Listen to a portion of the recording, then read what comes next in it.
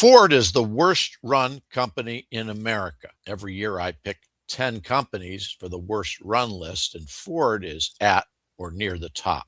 Ford just took a $19.5 billion write-off because its EV business fell apart. At one point, they were losing $125,000 for every EV they made and sold. Ford has done horribly in Europe.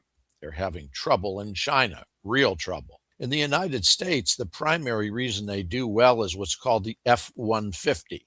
That's their full-size pickup. F-150 and the other F-1s, which is the F-250 and F-350, are 35% of Ford's sales. If those things went away, Ford would be completely trashed. Ford's run by a guy named Jim Farley. He made over $20 million last year. That's right, $20 million to tear a company apart. The chairman, a guy named Bill Ford, made $20 million.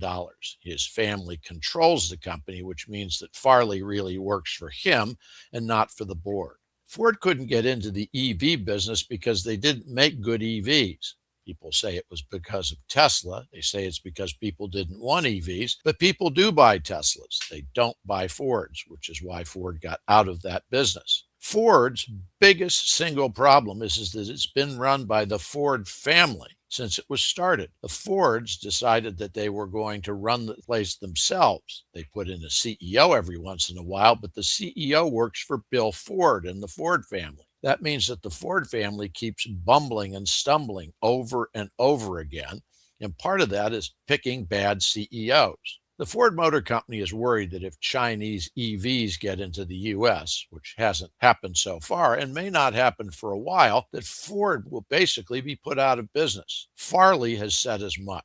So if you ask yourself if Ford is going to continue to be poorly run, you've got to ask yourself if the Chinese EV companies come into the company, and also if Ford doesn't have any EVs to protect itself in the market.